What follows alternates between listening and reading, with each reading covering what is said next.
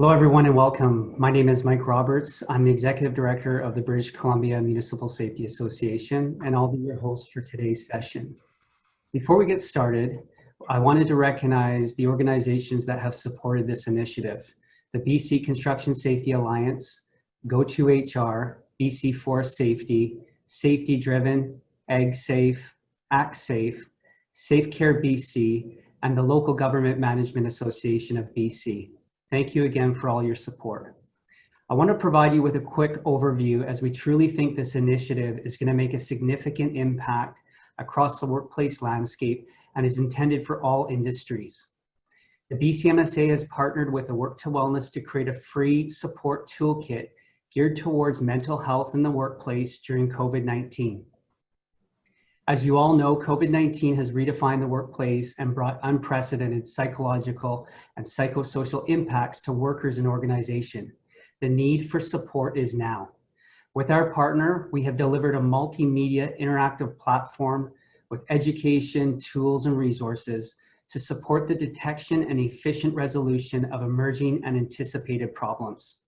The Psychological Support Toolkit will include a 5-part virtual summit, bringing together industry experts and creating an intimate dialogue on their recommendations in the light of COVID-19.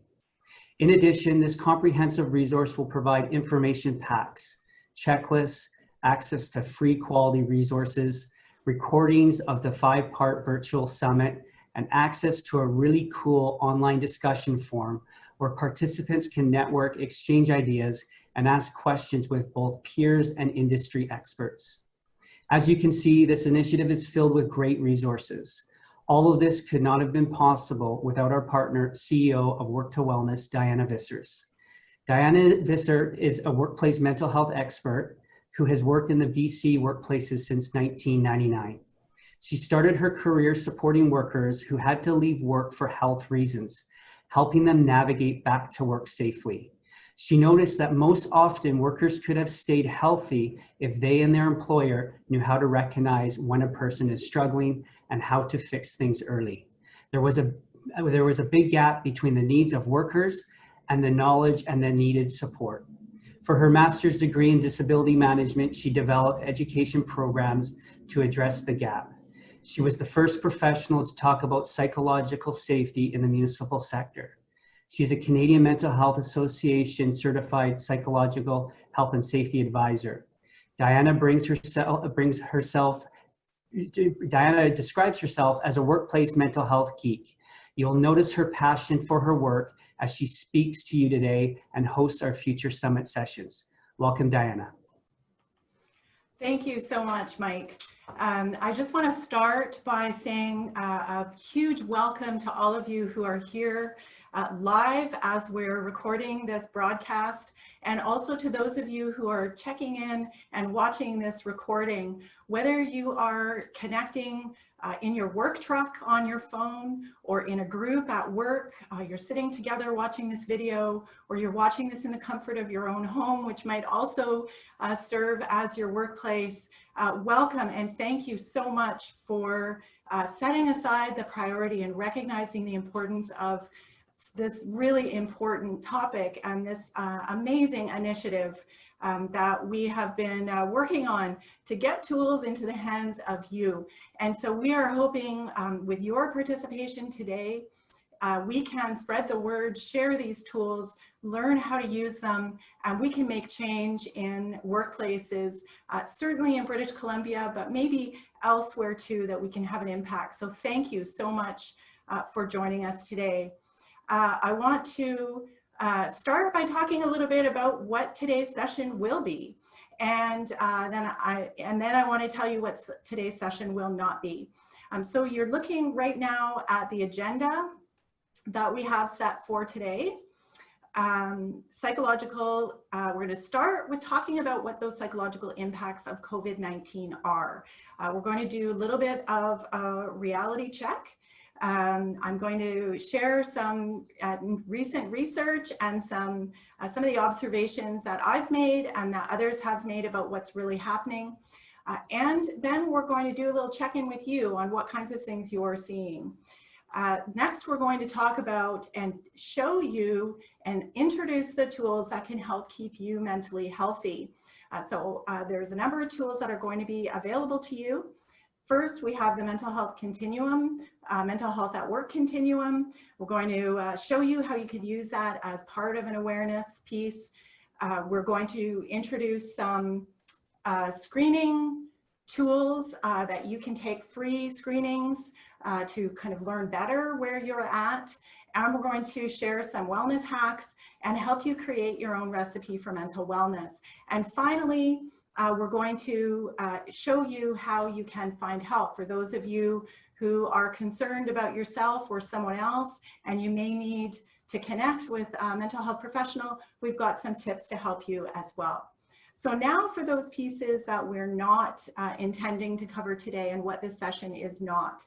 This is not in any way a mental health treatment session. So I realize, as you'll learn with some of the numbers that I'm going to talk about today, many of you are coming to this webinar perhaps feeling a sense of distress yourself, or being really concerned about somebody else you work with, or maybe you live with, or a friend, and knowing how to connect them to the resources. I am not a mental health clinician. I am not a treatment person. My expertise is in workplace mental health and getting people connected to the right resources. But I do know about mental health treatment, and I'm going to share that information with you. So please, if you are in distress, there are some resources that are on the landing page where you logged in for this webinar, and in the toolkit that you'll have access to. Please use those to get yourself connected to the right kind of support immediately. The next thing I want to talk about is how we're going to make the best of this session. And a little bit about me. COVID has really changed my work world too. So my favorite place is in a classroom, in a workplace classroom, where I can connect with people and see them and talk to them. Those of you who are here today, I know many of you have had training with me or have been students of mine in the Occupational Health and Safety program. Welcome, thanks for coming. You'll know that that's kind of that's my jam, is being in the classroom. So this video connection, for me, I've learned a few tips and tricks on how I can be better for you. One of them is communicate with me. So we have this great thing called, thanks, someone's raising a hand. Thank you, that's a great communication. There's also a chat box, and let's use it today. So I do have, I can see the chats that are coming, the comments that are coming in through the chat box. I have someone helping monitor the questions, so we can make sure that any of the thoughts you want to share and the comments are going to be addressed in this session or after this session. But please do that. That really helps me to know I'm hitting the mark and I'm answering any questions that you have. So without further ado, let's dive right in. So the psychological impacts of COVID-19. I don't know about you. I know for me, I've been hearing about this all over the place. I did introduce myself as a workplace mental health geek. I am. In some weird way, I'm actually excited about how much people are talking about the psychological impacts of COVID-19. What it's done is it's raised awareness of the importance of each of us, our mental health, our wellness, and how we approach every single task in our day is so tied and connected intimately with our mental health and wellness. And so it's pretty cool that today it's a Health and Safety Association that is bringing this webinar. Just think about that for a minute, that we're acknowledging that our mental health and wellness is just as important as our physical health and wellness. So in a weird way, there's some opportunities and some benefits from this. But on the other side of the equation, there's been an awful lot of not so good impacts and psychological and psychosocial impacts related to COVID-19. I've been following the research really closely, and I can tell you that my inbox is populated every day with new studies that are coming out, research showing that our world has changed, and people are hurting, they're stressed, they're distressed. So this session today, the next 4 sessions that we're going to have, and the toolbox that we're launching today is going to help to address those. And certainly COVID, the pandemic, has changed the way we work, It's changed the way we live. It's changed virtually everything about our world. And I want to do a little experiment just to see how much that is true. So I'd like you to use your chat box for this. I know for myself, my language has changed significantly. Not just the way that I'm choosing language around, my work, but also I have this whole new vocabulary, kind of a COVID-related dictionary. So I'd like you to think about some of the words and terms that might be new, that might have emerged that you've learned about through this whole pandemic in the last number of months. And if you could start, awesome, we got the first one, social distancing. Who knew that was a thing, right? A bubble, yes, new concept of bubble. Wow, the chat box is exploding. Look at all these words. The time before, unprecedented times, flatten the curve, cohort. These are all new things, new norm, new normal. What's the difference between masks and respirators? The before times, I love that one. Speaking moistly, yes, I love that meme from our Prime Minister. Great. Contact tracing, awesome. So we're seeing all this language that has changed. So I want to share a few with you that I found, and just let me know if you recognize these. Rona, which was originally in the early days the short form for coronavirus. Coronageddon, definitely in this roller coaster of COVID, there have been times when it has certainly felt like Coronageddon. Quarantine, while this may actually be a little bit of a slight for some accents and the way people pronounce things, it's become part of a vernacular for quarantine. COVIDiot, not such a nice word, but the sentiment, those who are not acting appropriately, who are dismissing the concerns. Quarantine, coronavirus, I really like that one. Coronavirus, which is kind of a shaming somebody for their lack of proper health and safety. Zoom bombing. Zoom, actually, I wish I bought stocks in Zoom before all this happened. Zoom meetings, online meetings have become really a normal way of doing business. So Zoom bombing, Zoom fatigue, it's really a thing. Zoom mom, I think I qualify as a Zoom mom, someone who's just spending way too much time on Zoom. Quarantini, virtual happy hour, walktail, quarantine and chill. These are all maybe references to some of the coping mechanisms that we've developed to address how it is that we are surviving and living in this interesting time, or unprecedented time, as some of you actually said. Doom scrolling. I don't recommend doom scrolling. I do find myself doing this sometime. It's a real word now. Coronials, quarantines, corona babies. These are all new definitions, new words that are becoming part of our vernacular. COVID divorce. I have a good friend who's a divorce lawyer. His practice is thriving right now. If things weren't great before and you're forced together, it's really creating a lot of stress on relationships. Zumping, this is a new one. Apparently, those of you who are meeting new people and building new relationships, romantic relationships via Zoom because of social distancing room, you've been zumping each other, which means instead of having a face-to-face conversation, you're dumping them on Zoom. And of course, the COVID-10, which is the extra 10 pounds that many people seem to be gathering with COVID-19. And then coronacation. For those of us in British Columbia, we've been encouraged to stay home for our vacations. And so it's not as much a staycation as it is a coronacation. So these are all great examples of how so much of our world has changed. Even the language that we're using and terms we never would have thought were relevant are in our everyday language. And I could not pass up the opportunity to, of course, include a couple of images and other words and images that also create a feeling and an understanding that we all share. So many of you will recognize Nigel in that first slide, who is an American Sign Language interpreter, and he created this sign, this social distancing sign, and has been really a stalwart force for many of us when we're watching from the bottom right our updates from our wonderful provincial health officer, Bonnie Henry, and her words, be calm, be kind, be safe. These also have become part of our vernacular. The image on the bottom left, a gentleman with a laptop on his lap and he's not wearing pants. I know that I can relate. My wardrobe has changed considerably. I promise you today, I am indeed wearing pants.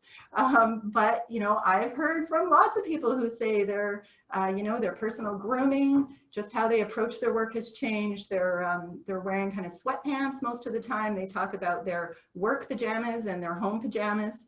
And then, of course, the image of the coronavirus. So we can see all of these impacts. Now I'd like to check in with you. We're going to do a poll. It's going to pop up on your screen. How is COVID-19 impacting me personally? And if you could respond, it'll be easy to select. When Christine gets this poll up, you just simply select the number that you're associating with really well. And if you could launch that, Christine. And then if you could select, and we will tally the results. And it'd be really interesting to see, how is COVID-19 impacting me personally on a personal level? Numbers are coming in. Looking great. Thank you, everybody. Wow, what a great, eager group. So nice to see all the engagement. Some of you have put your answers in. I'm also getting some comments in the chat box about some other personal impacts, what those kind of impacts are. There's difficulties in all kinds of areas of our life. Somebody's having difficulty selling their home. Yeah, real estate's changed. People's whole approach to our economy has changed. Lots of different things. So let's show those results. I think this will be very interesting, and it kind of matches with what I'm going to reveal next. We'll see those results in a second. Is it launched? The next poll? Nope. Can you see it? Can everyone see this? Okay, everyone can see the results now. So it should be popping up on your screen there. So 56% are saying significant impact, 13% huge impact, 31% small impact. So we're still looking at, you know, 69% of us here today in this session have a significant or a huge impact. Those are pretty big numbers. So that's just on a personal level. So I'm seeing somebody is saying there's no results. They're not seeing them. Maybe they are now. Okay, someone's raised a hand. Maybe Christine, I'll let you respond to that. There's a couple of raised hands. Not seeing the results. Okay, well, I'll give you the results verbally. So we're seeing, as I said, 69% of people are seeing significant impact or huge impact. Some people are seeing them, so I'm not sure. There's some technical glitches. I will read the poll results out loud. Okay, so that gives us a flavor of COVID-19 and how it's impacting us personally. So here's what some of the research is showing us. It used to be, in the time before, as someone so nicely used that phrase in the chat box earlier, we used to think about the incidences of workplace mental health and those in the workplace who are needing help and support about 1 in 5 or 20%. Now it's actually closer to 1 in 2, and there's a range of studies, but most of them are landing somewhere between 40 and 65%, depending on the group that's being measured. So if you think about that, wow, that is a huge difference. So the actual mental health distress in people and those feeling the anxiety, increased anxiety, and recognizing that they're needing to do something different is half or more than half. That's pretty high. We also know that alcohol consumption has gone up. By some of our informal research here in British Columbia talked about 40%, that there were 40% sales increases, which is astronomical number if you think in terms of alcohol consumption, what that says about Doesn't mean every person is drinking 40% more, but if that many more sales are happening, we know the numbers are high. I know for myself, sometimes when I bring my recycling, I have to look and notice, yeah, you know what? I think that I probably also have been consuming a little bit more. This is just a sign, right, of our behaviors and how we're responding to what's going on. One study showed 30% of the participants of the study, and this was a particular age group, reported binge drinking within 7 days of the study that was contributed to COVID-19 stressors. That is a huge number. Binge drinking is a very serious scenario. It's a behavior that really needs addressing, and it's responding to what's going on with COVID-19. There's lots of other results that I'm not sharing here, just in the interest of moving forward in time. Our opioid crisis, my heart bleeds for so many families and you know, people who are really showing this in a different way. Our numbers keep skyrocketing. I know my circle has been touched by that. I have a friend who's lost a son in the opioid crisis. This is we really need to pay attention. So COVID-19 is impacting individuals, everyone in some way, even those who are mentally healthy and well. But we also know that it's having more serious impacts on women, on primary caregivers, so those who have a caregiving role, particularly those who are also working, young workers in the lower demographics who tend to have the public facing jobs or whose jobs might have been more vulnerable during the economic shutdown, those with existing and or mental health issues. You know, we know for sure in the mental health world that those who were managing okay and that had resources and tools, but perhaps are living with a mental illness, are now needing different support, more support. You know, employers are reaching out saying, you know, we have people who have been doing okay and now suddenly they're not okay. How do we get them help? Immigrants, low-income families, those with unsafe work or living arrangements. So all of that, these are the groups, those of you who are watching, if you or someone in your purview fits this criteria, more support is needed, even more important. We can expect that the distress levels are going to be higher in those groups. We have a question. Diana, we have a question here. Somebody is asking, have you seen an increase of workplace violence associated to COVID? This is a great question. So we know anecdotally that we are hearing a lot of incidences of distressed people being either the workers in the workplace whose co-workers, they're having distress and conflict, but also people coming into work environments. And I'm just thinking about some news stories that we had here in British Columbia, some assaults that were happening on an ethnic population that we were seeing evidence of. Those were work environments. We have not been able to gather complete numbers from BC, what's been happening in terms of violence, but we know incidentally, yes, there are many more distressed people. This is leading to some troubling encounters. And so that's part of what our series is going to be addressing too. Thank you for the question. So the next slide, I don't want you to get into the weeds on this slide. There's a lot of information here, but what this slide really shows is the people in the light green were reporting that they had excellent or very good mental health, and the people in the blue were reporting good, fair, or poor mental health. And these are the differences in the concerns these individuals raised over those issues that are across the bottom of the screen: the family stress, ability to cooperate during crisis, maintaining social ties. These are the concerns that people were sharing.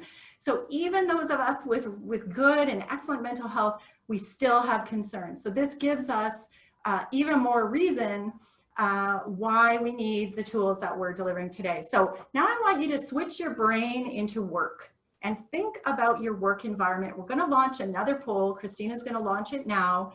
On a scale of 1 to 5, rate your level of work stress. That poll should be popping up now. If you could just start, oh good, people are jumping in. That's awesome. You're quick learners and a very engaged group. So while you're doing that poll, I just want to give you a quick peek. So this is actually a copy of the toolkit that I'm introducing components of through this session this morning. It has just been uploaded onto BCMSA, so you can go and download this either after the session or at your leisure, and it will contain images and content that I'm discussing today. So I see a question, could we have copies of the slides? This recording will be viewable. It will be edited and then put on the website. You can go back and see it as many times as you like. You can also find much of the information in this guide. Okay, so let's show the results, end the polling and show the results. So okay, you're viewing it. So you see here, only 3% are not seeing a lot of work stress. 38% are showing really high work stress. So this is very interesting. Thank you, Christine. To me, when I'm bringing you the next slide. So very recent research, kind of hot off the press, is saying that nearly 7 out of 10 workers are indicating that this pandemic is the most stressful time of their career or their workplace. Just think about that. 70% of people out there working, this is the most stressful time of their entire career. So all the more reason why we need to be learning these new tools and unraveling the toolkit piece by piece, introducing it to you today.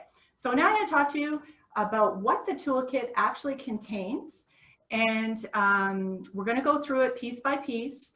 So you can feel free to be asking questions in the chat box. I'm doing my best to observe those and still stay on target with the content today.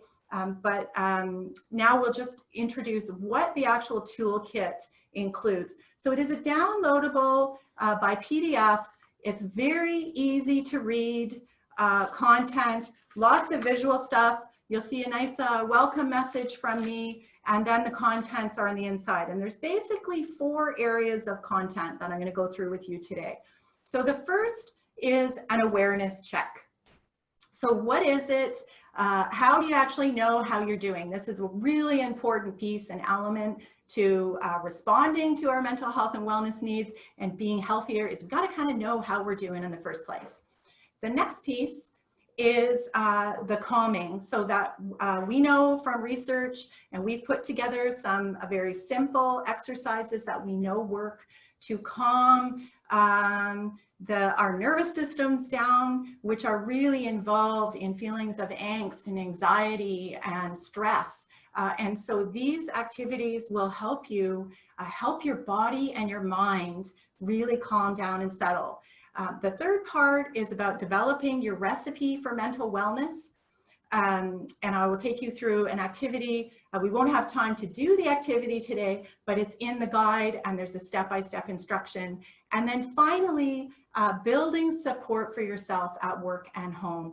One of the most important things is recognizing, if you're aware of where your needs are, building the support that you actually need, which is going to be unique to you, and helping you. It's a tool and a checklist to help you do that really well. So now we're going to start with the awareness check, and we're going to start with, I said I was a workplace mental health geek. I really mean it. I actually carry this around with me, this mental health continuum card. This image comes to us through the Mental Health Commission of Canada. There's many iterations of it, but they work together with some of the Department of Defense. Originally it was designed, this concept was designed to help veterans understand, those who were experiencing PTSD and trauma, really poor mental health, as a way of helping them look at their mental health instead of as a, I'm really sick or I'm really well. Look at it on a continuum and recognize that we actually experience thoughts, moods, and behaviors along this continuum, and it changes constantly, like it's a fluctuating thing, right? And things that happen in our world, that happen in our life, can affect where we might see ourselves on this continuum. And there's absolutely things that we can do to help push ourselves towards the green, towards the left side of the continuum. So this guide will take you through a couple of activities that's going to help you to do this.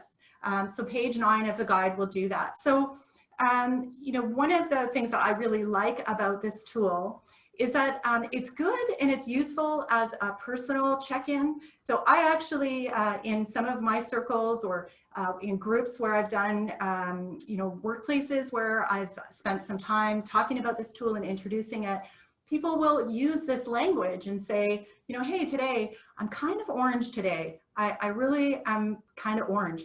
And other people in the workplace know what that means. And so that's a way of getting support and understanding. So that's one way. The other really useful piece about this tool is it sometimes gives us clues to what others might be experiencing. So if you look carefully at the items that are identified in each of these categories, you'll notice particularly behaviors that you might be seeing in someone else, that you might think, oh, that person's just a jerk, or, you know, that person's not very nice. But this allows, well, it certainly allows me, and I would invite you to use this lens as well, allows me to wonder and be curious if there might actually be something else going on for that person. I do not advise that you use this on any of your family members. I have tried that before and it did not go well. It is not a diagnostic tool to show someone else, hey, I think you're red or I think you're orange, but it's good for us to just build compassion and understanding for another person that there could be something that they're needing help and support for. So I hope you love this tool as much as I do. There's a version in the toolkit for you. And I even actually, I will confess, I even have a mouse for my computer at home that I've printed this image on. I just love it so much. All of the other sections that we will have, part 2, part 3, part 4, have corresponding continuum images that we've put different content in it to be instructive as well. So this is a theme you'll see. So awesome. And I would welcome any thumbs up or thoughts in the chat box about what you actually think about this. And if this is something that you could use, that you could use to measure and consider your own mental health. So the other check-in and awareness piece that's built into the toolkit, awesome, thank you for the great comments. It's like high fives. Screening tools. So screening tools are just so useful. You know, 10 years ago, screening tools were left in the offices of doctors, of psychologists, of psychiatrists, of social workers. Now we have access to them so we can use them to check in on ourselves. And it might feel a bit intimidating to actually do a check-in and do a screening tool. But the resources that we've put inside this toolbox are super easy to use. I actually went in preparation for today, and I took a series of screening tools from Here to Help BC. Took me less than 5 minutes, start to finish, and I got great information back with instructions. How can I, what kinds of things might I need to look for? Am I doing okay? Do I meet any criteria for depression or anxiety? Should I see my doctor, find a mental health professional? And just some good tips for me. Literally minutes. It's completely confidential. It's a great way to do a check-in for yourself. So you'll find those screening tools. I invite you to them. So before we get into the next piece, we have a question. Yeah. It was a really great comment here. And what they're saying is, I think it would work best for workers with ways of how to get help, how to help yourself or someone else if you recognize their state. It's great to know where you or someone else is, but what then? Yeah, so great. I think all of you could hear Christine. So we're going to talk about how to get help. That's coming. Great question. Yeah, so being aware and knowing where you are is step one. The screening tools that I introduced on the last slide and that you have links to in the PDF of our toolkit also give you advice and suggestions for how to access help and support. So I'm going to talk a little bit about that later on. So before we get into part 2, which is about calm yourself, I just want to share with you this definition, which for me, can I just clarify, are we seeing the wellness definition? I'm seeing the toolkit. Okay, sorry, I jumped ahead of myself. Thanks for your patience.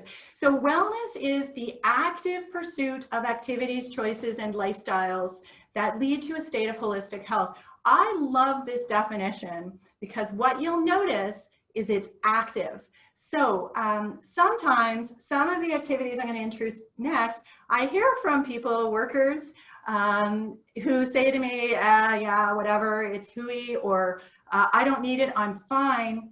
Wellness is an active pursuit. That means we need to be paying attention to what's happening, making choices about how we address it, and actually do the things that we're learning about. So this leads really nicely into the next piece, which is calm yourself by breathing and meditation. Now, I was a reluctant participant, and I was reluctant to actually dive in and really start working with meditation and box breathing both. I can tell you that box breathing is a super easy skill to learn, and it is something that you can do within 2 or 3 minutes, and it literally calms you right down. In fact, prepping for today, I was so excited about everybody who's joining us today and about the launch of this project. I had a little trouble sleeping, and at 4 o'clock in the morning, when I woke up ready to go for the day, I did some box breathing. I don't remember getting past my 3rd breathing. It put me right back to sleep. This stuff works. We know from science, it calms you down. So there's some instructions in the toolkit and some links to progressive relaxation activity and meditation guides, and a grounding activity that is really useful in times when you're feeling really distressed and kind of almost out of yourself. Like, I have certainly felt that way, that I'm so stressed that I can't think properly about what's happening. And so grounding, you can just start a grounding practice, and then I'm going to look around and I'm going to find 5 things right in my surrounding that I can see and name them. And then 4 things that I'm feeling, like the temperature on my skin, like my jacket. And then 3 things that I can hear right now. And that takes my brain back to what I'm sensing and being present, instead of, in that really heightened state of anxiety. Someone put a comment in there, it lowers blood pressure. It absolutely does. Box breathing is, it is a marvel. This is a glorious thing. Once you learn how to do it, I hope you'll continue to do it really regularly. I know people who do it while they're driving sometimes too. Okay, so those are the calming things. Now I want to talk about the recipe for mental wellness. This is some real meat and potatoes of the toolkit. If you want to think about it like we have appetizers and dessert, this is the meat and potatoes. So this recipe for mental wellness comes to us. Can I just confirm you're seeing the mental wellness, the wheel? Yep. Okay, good, thank you. So you can see here the wellness wheel. And I like to think about every person having a unique recipe of what constitutes for them good health, a good sense of wellness and mental health. And so you see in this image all these different names of elements that kind of make up a whole person. And so all these different elements and aspects require different amounts for each person in order for that person to really feel healthy and well. So I'll give you a couple of examples, and then I'm going to introduce the activity that's in the toolkit that I would encourage you to do and in the privacy of your own home, or do it with a friend or a partner, or maybe as a working activity you can do in one of your Zoom meetings. Really good way of envisioning how you're actually doing. Particularly useful because in the time of this pandemic, many of those pieces of the recipe, the ways that we've been coping and managing and staying really vibrant and healthy and well, they're gone, right? So I'll give you a couple of examples. For myself, there's a few of these in the wellness wheel that really stand out for me as being bigger pieces. One of them is the spiritual one. And to me, this is not religion. It may be for some of you, but this for me is about a sense of meaning and purpose. If your work has been interrupted or changed, or maybe even your job is gone, your sense of purpose and meaning is going to be significantly impacted, as well as some other things. Probably there'll be some financial impacts and some other things as well. So for me, when COVID-19 first came, it completely changed my work. In fact, my work went away in 2 days. All of my work plans for the next 3 months were completely done because I did all my meeting in workplaces and I couldn't go there anymore. And I found myself looking back to this wellness wheel and going, hey, my sense of meaning and purpose really seems to be missing. And that for me is a big important part of my wellness wheel. This probably is about 40% for me of where I see my whole wellness. And so I had to work really hard to figure out, how am I going to put those pieces back in? You know, another element for me is physical exercise. Very important for me to stay super healthy with the heavy content that I deal in day to day with work, you know, supporting people, really intense work. Physical activity changed. My gym doors closed and now, you know, I'm not feeling very safe to go there. So I have to take a structured approach to really know, how do I put that back in? I have to be really creative, right?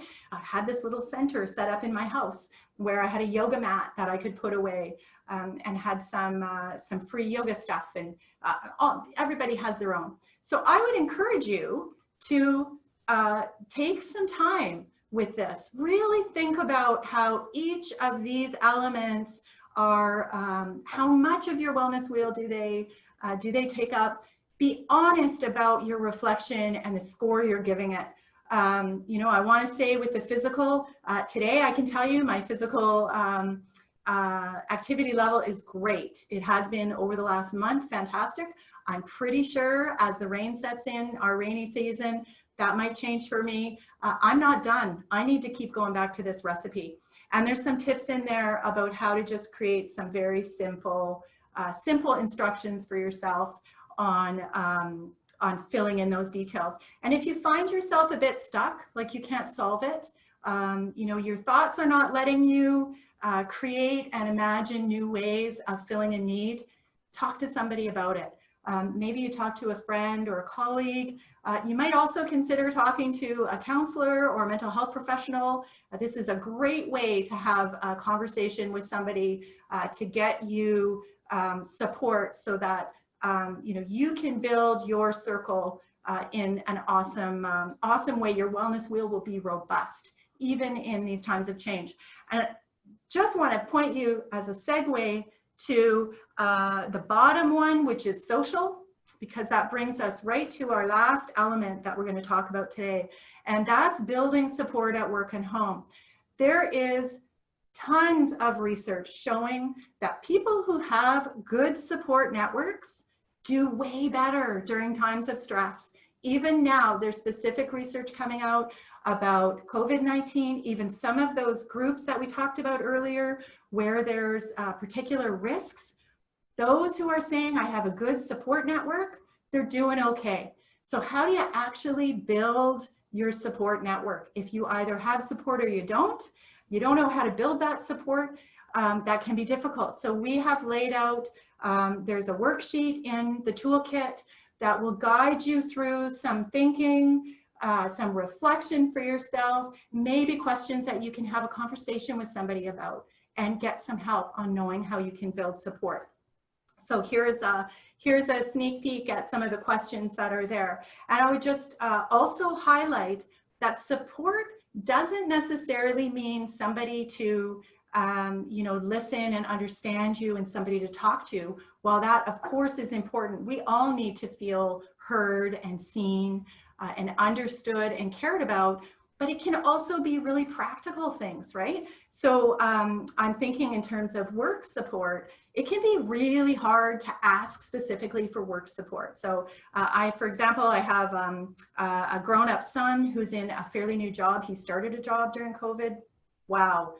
My hat's off to any of you who have started a new career or a new job during COVID. And we had a conversation together where he was sharing with me some of the supports that he was feeling was missing in this way where he was connecting in this new work team and he wasn't physically in space with anyone. So some of the incidental support that would be there if they were sharing the work environment wasn't there. And I talked him through, how do you actually recognize and identify what kinds of supports you need, and then how do you actually ask for them? And so he did. He went to his boss and he said, hey, you know, I haven't done this kind of working before. It would be really helpful for me if we had a weekly check-in, just you and me, and even 10 minutes to review what I've done for the week and let me know if I'm on the right track. And it made all the difference for him. So there's some tools to build your support network that are there as well. Okay, so that's the 4 elements of the toolkit that for each individual can give you individual skills, knowledge, and ability to kind of know what actions you can take. And if you remember, wellness requires action, choices, behaviors, learning, all of those are contained in the toolkit. But we also added another piece. So if you are finding yourself through perhaps the assessment process, you know, checking in with how you're doing, or even maybe doing the wellness wheel, you realize you're kind of out of whack and you need some support and help in putting that into practice, we put some information in this toolkit I think you're going to find really useful. First of all, we have a page devoted to what kind of mental health professionals are out there. So for those of you who don't work in mental health, or maybe you don't have experience, you may not know, you know, what's the difference between a social worker and a psychologist and a psychiatrist, and who is it that I should talk to first about my mental health care. So we've included some guidelines, some brief introduction and instruction about that. And then we've also included how to find the right mental health professional for you and some selection tips. You know, I know because I work in this field, you can actually interview a mental health professional to find out if they're going to be a good fit for you. Many of them will agree to have a quick phone call with you.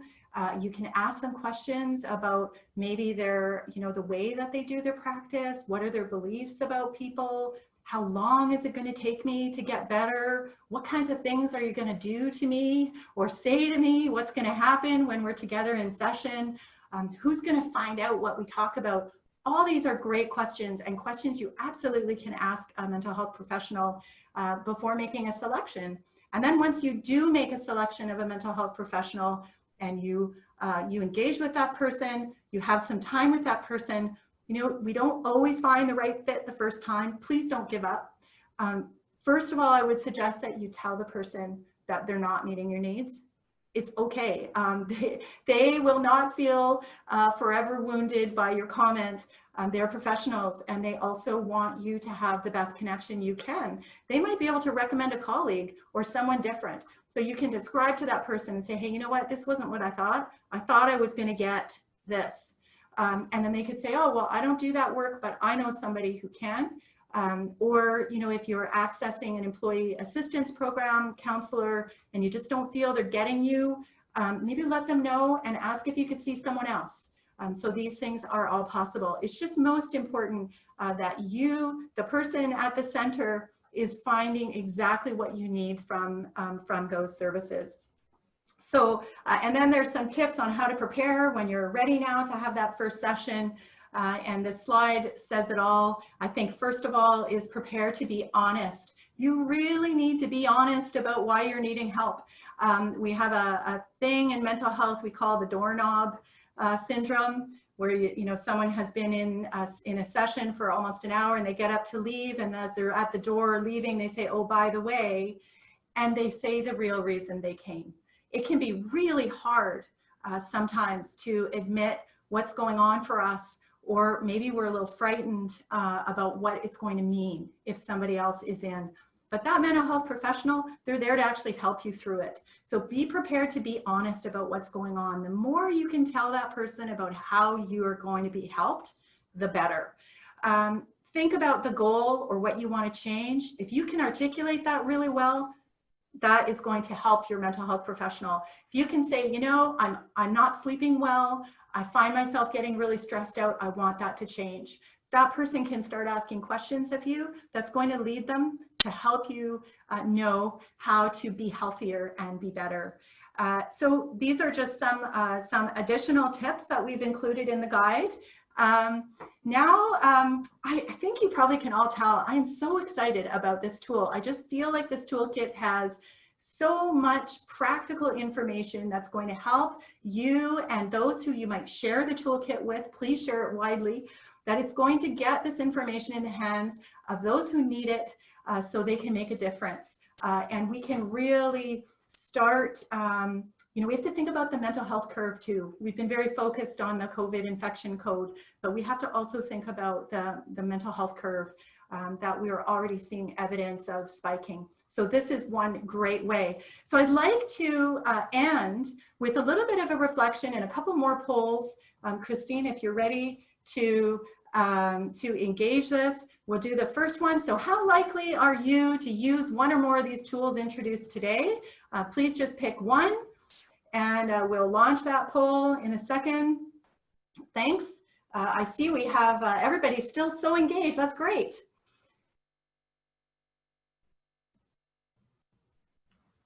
Awesome. Okay. Just a couple more stragglers. Great. I think that's probably pretty good, Christine. So this is awesome. I am so excited. So I'm doing quick math under pressure in my head. So we are 82% of those of you participating are very likely or likely to be using these tools. That is music to my ears, and to everybody who has worked so hard on this project, to BC Municipal Safety Association, WorkSafe BC, who funded this with a grant, those other safety associations who have really gotten behind this. Fantastic. So I'd like to ask one more question for those of you here, and don't go away, because we do have a few minutes for questions, and I want to talk about what comes next. So the next question: how likely are you to share the information you learned today with a friend or a colleague? And I would say I would encourage you to do that, because we want this word getting out. This video will be available. The toolkit is available for free. We want our website to crash because everybody wants a copy. So please share it. So can we go ahead and launch that poll, or sorry, end the polling? Got about 6 minutes left today. So again, pretty high endorsement here. We're just below 80% likely or very likely. That is really great. So we do have a few minutes for questions. I have one from Christine. Let me just bring it up here.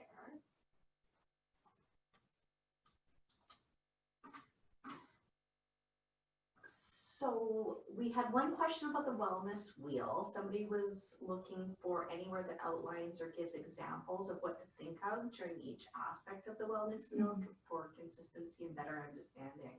Okay, so the toolkit does explain in more detail. So if you download the toolkit, you may find those examples here. Okay, someone's saying you can't hear the question. So I will repeat the question. So the question is, with the wellness wheel, which is here on this page, is there somewhere we can go for more examples of what these might look like specific examples of what might be social? And there are some clues in here in the guide to help guide you, and some questions to guide your reflection. So hopefully that will be enough.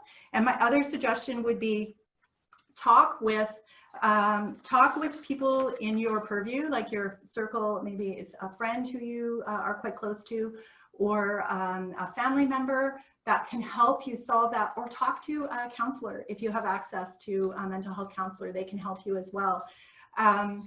So that is a great question. And there's also in the resources section, which is the final page, the second final page in the toolkit, we do offer some options for a deeper dive.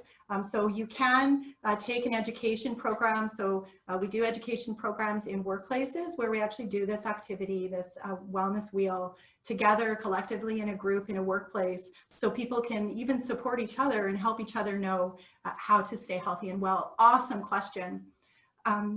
Yeah, so we have another really great question here. As a manager, how would you recommend this be rolled out to staff, and how should we follow up? Oh, great question. So first of all, as a manager, I hope, I'm just going to put this slide up. I hope that you will also attend, of course, all of them, but part 4, which is specifically support for managers and leaders, how to respond to your team's psychological needs during COVID-19. In that session, we will have Sun Life's workplace mental health expert and psychologist joining us there to help answer that question for you. In terms of the toolkit, I think there's lots of options for how you might share this with your team. Things you could as simply as send a link to everybody and say, hey, download this, this is great. I'd get really giddy and excited if I heard you had team meetings revolved around this, very respectfully, of course, and cautiously, not requiring that people give personal information, but a chance together to say, you know, we value everyone's wellness. Let's help and support each other, or maybe a way to even offer as a team, how do we support each other through this? Maybe there's some initiatives we can do together as a team that's going to help, right? I know one workplace, they had team exercise on Zoom. People were finding it really hard in their remote work environments to get their exercise in. So they actually had team meetings where they had 20 minutes of physical activity, and then they dove into the content. So there's all kinds of creative ways that you can do it. I think the most important thing is that you do it, that you get people access to the toolkit and to these tools. We're coming to an end of the session today. Wow, didn't that just fly by?